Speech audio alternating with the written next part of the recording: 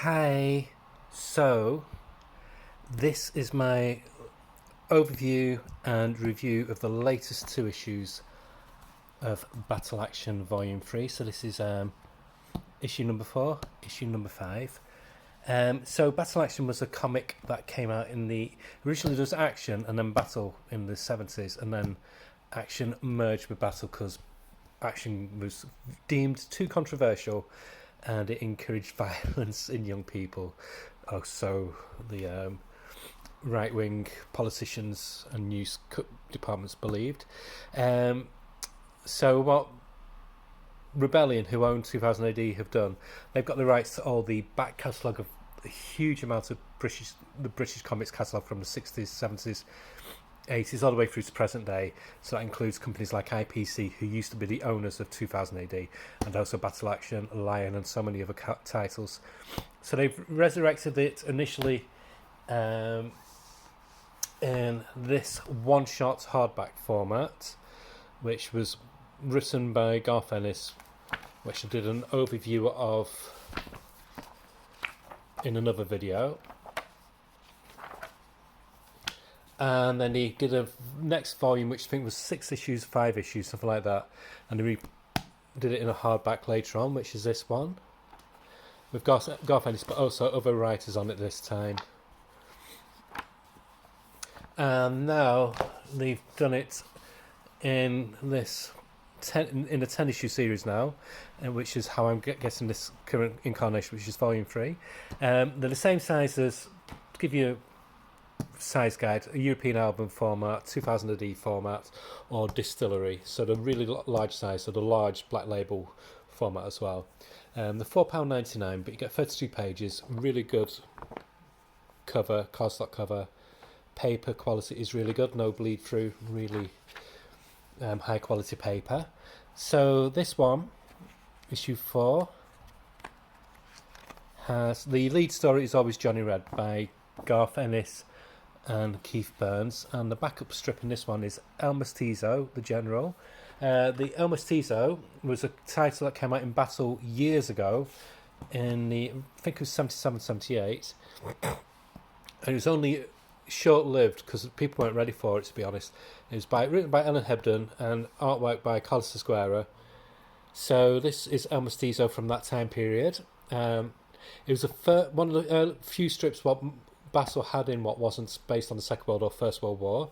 This was set during the American Civil War, and he basically, El Mestizo was this black gun for hire who basically didn't take a side. He worked for either the Confederacy or the Union, depending on who had the higher price.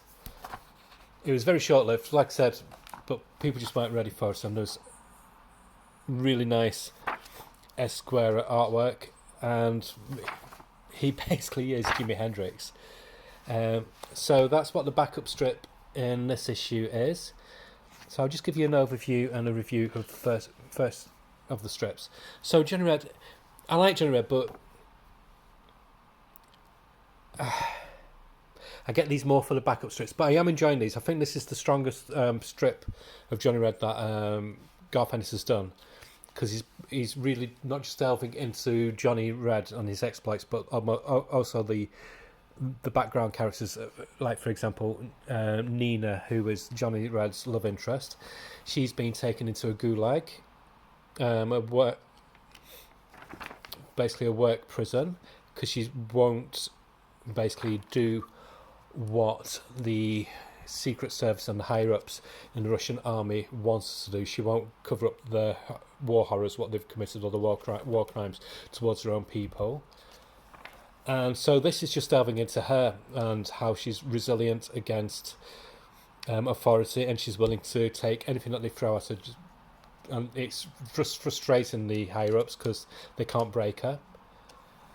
And yet very powerful, and it made me want to read the second volume 5, issue 5 straight away afterwards. And this is El Mestizo. The update for this one is by Rob Williams on writing, and gorgeous artwork by Flint Henry. It's only 12 or 14 pages, but it fits more story in than you would get in a 6-issue Marvel comic, honestly, and the artwork is just beautiful. It's one and done. All the backup strips are one and done, but they feel so complete, and they've left it open so they can come back for more adventures.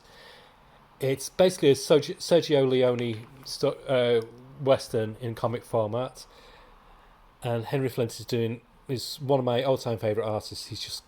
The art what he does is just gorgeous, and very, very satisfactory, full of double crosses, double bluffs. Just look at this spread page. These two trains colliding. You just don't get that in a lot of American comics, especially. Very, very satisfying. Really good twist in this as well. Yeah, gorgeous. So I would give this comic, as a whole, I think 8 out of 10. If leaning to artwork, 10 out of 10. For the backup especially. Stories, 8 out of 10. Then we have Volume 5. Issue 5 even. Now this artist, Tom Foster, he's the closest we've got, I think, now to a modern day artist doing Brian Bolland level of artwork on interior pages. I mean, that could just be done by Brian Bolland, that cover. But it's a recent artist. It's been going for about 10 years or so, Tom Foster. He's predominantly is 2000 AD based. So we carry on with the story of Johnny Red. This focuses more on Johnny and his team, and they're basically trying to free Nina. So this is one long story arc, and it's really, really good. I'm not the biggest Johnny Red fan, but Garth Ennis, he's done it now. He's made me really appreciate Johnny Red. It's a solid war story. One of Garth Ennis's best stories he's written in a long time. The artwork is suitably dynamic. Keith Burns really knows how to draw battle scenes, especially air fights. But the one for me is Death Game 1999. This came out years and years ago, and it was like comics answer to Rollerball. So these are lifers. All of these contestants in this are lifers. They're in prison for life, and they're basically doing the most bloodthirsty sports imaginable. The fans go to see people getting heads bashed in, limbs broken, arms chopped off, etc. It's basically pinball using human players in a giant pinball machine. And there's again really good twist. It's written by Dan Abnett, Tom Foster on artwork, and as I said, the artwork is so Brian Bolland in style. It was a fun read.